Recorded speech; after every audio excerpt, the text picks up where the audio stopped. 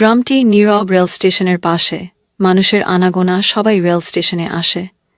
এবং সে গ্রামে নতুন এক মাস্টার এসেছে, মতিন মাস্টার।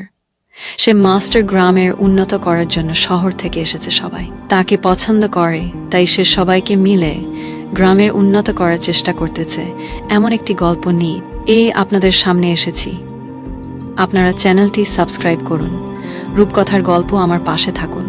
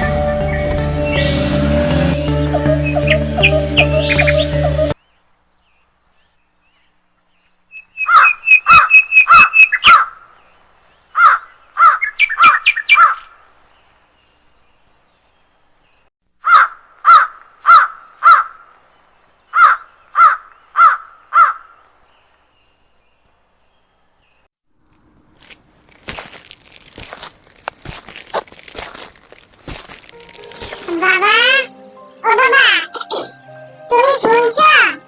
গ্রামে নাকি নতুন মাস্টার এসেছে।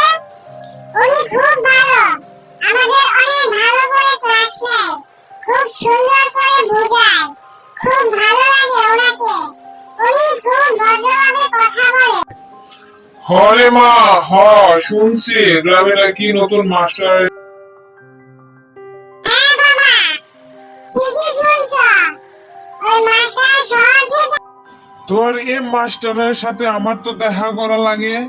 ওই মাস্টারটা দেখবো। ঠিক রে মা, ঠিক বলছ। তুই ওই মাস্টারের কাছে প্রাইভেট পড়িস, আমি তোরে ওর কাছে পড়াবো। ঠিক আছে বাবা।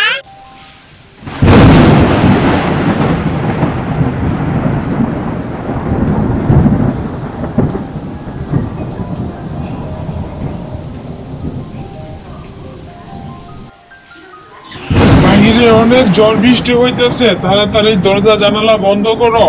মনে হইতেছে কাল বৈশাখী ঝড়। সবকিছু বন্ধ করে রাখো।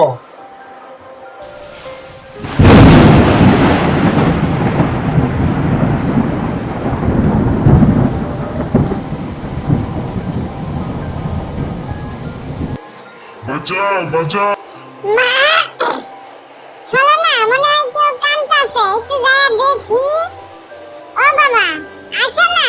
ও মা, মনে হইতেছে কারো কান্নার শব্দ পাওয়া। মেয়ের কথা তো ঠিক আছে।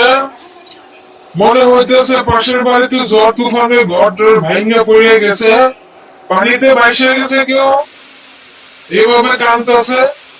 চলো তো যায় দেখি কি হয়েছে।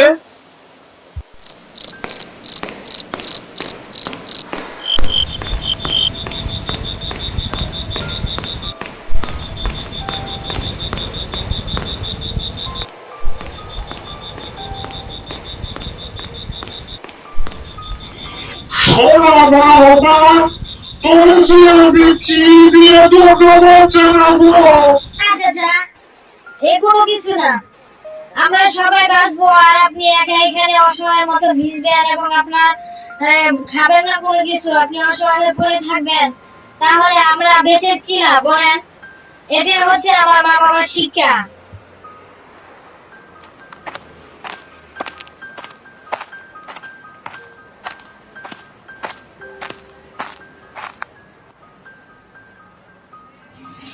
কি করেন ভাই, কালকা রাত্রে কাল বৈশাখী জ্বর নাকি তোমার বাড়ি ঘর উড়াইয়া নিয়ে গেছে।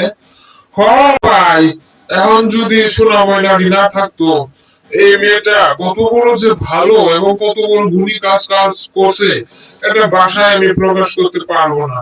এই মেয়েটা তার বাবা মাকে নিয়ে এসেছে, আর তারপর আমাকে বাসায় তাদের বাড়িতে নিয়ে গেছে। দোয়া করি মেয়েটা অনেক বড় শিক্ষিত হোক, অনেক বড় অফিসার হোক। আমার মন থেকে আমি দোয়া করি। হ্যাঁ হ্যাঁ হ্যাঁ মাস্টার সাহেব, হ্যাঁ ঠিকই বলছেন। এই গ্রামটা চোর শেষরা অনাচারে ভুলে গেছে। এই গ্রামে কোনো শিক্ষা নাই, দীক্ষা নাই, কোনো কিছু নাই। এই গ্রামটা একদম রসাতলে চলে গেছে। এখন যদি মাস্টার সাহেব এই গ্রামের কোনো পরিবর্তন করতে পারে তাইলে তো হলো। হ্যাঁ হ্যাঁ হ্যাঁ, তোমরা কথা শুধু মাস্টারের দায় পড়ে গেছে গ্রামের উন্নত করা।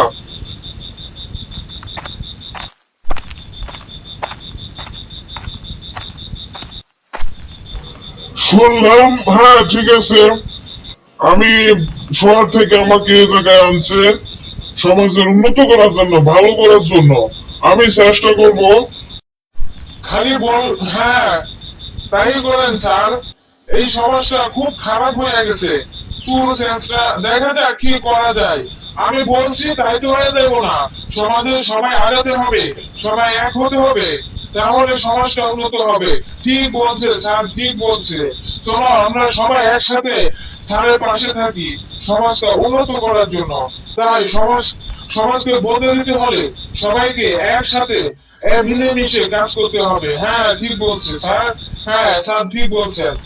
সবাই একসাথে মিলেমিশে কাজ করলে সমাজ উন্নত করা সম্ভব।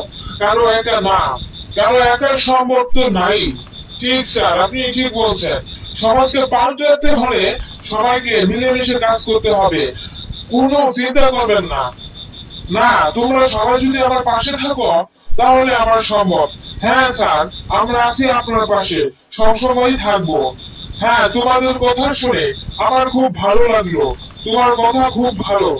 তাহলে সবাই আমরা মিলেমিশে সামনে একটু এগিয়ে যাই, কিভাবে সমাজটাকে পাল্টে দেওয়া যায়।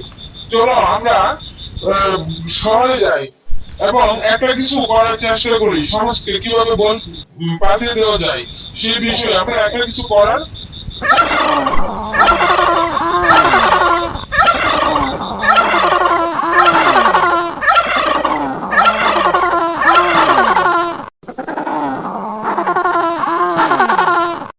শুনুন বাজারবাসীরা, গ্রামবাসীরা, সমাজে নতুন একটা টিচার এসেছে। ওই টিচার সমাজকে পাল্টাতে চাই।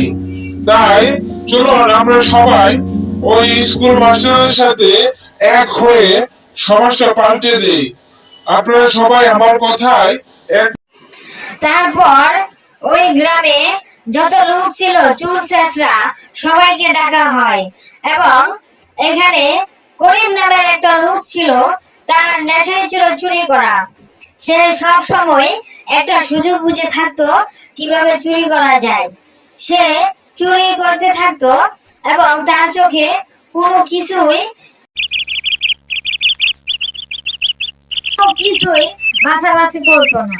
সামনে যদি কোনো কিছু পেত সেটাই সে চুরি করে নিয়ে নিত। ওই করিম চোর সে রাস্তা দিয়ে হাঁটতে, উঠতে, বসতে সবাই তাকে দেখে অপমান করে, নানান প্রশ্ন করে, কেন তুমি যাচ্ছ? তাই একদিন গভীর রাতে করিম চোর এক খামারে ঢুকে হাঁস চুরি করার জন্য। তার নেশাই হচ্ছে চুরি করা। সে সামনে যা পেত তাই চুরি করে নিয়ে যেত। তাই হাঁসের মালিক ঘরের আঙ্গিনায় মনটা খারাপ করে বলতেছে, আমার হাঁস করিম চোর ছাড়া আর কেউ নেয় নাই। আপনি সমাজের মুরব্বী, আপনি বুঝেন এইটা করিম চোরেরই কাজ। আপনি করিম চোরকে ধরে আমার হাঁসটাকে বাঁচান। তাই সমাজের কিছু লোক করিমের বাড়িতে আসে, করিমকে ধরে যে তুই ছাড়া হাঁস আর কেউ চুরি করে আনে না। এই যে দেখ হাঁস এখানে আছে, করিম চুর বলতেছে না হুজুর না, হাঁস এই জায়গায় লুকাইছিল, আমি আনি নাই, ওই হয়তো খুঁজে পাইছে না। কিন্তু করিম চুরের কথা কেউ বিশ্বাসই করে না। আমি সবাইকে খুঁজে দিতেছি, মতিন মাস্টারের কাছে যাও। মতিন মাস্টার একটা কিছু করতে পারে তোমাদের, তাই তোমরা সব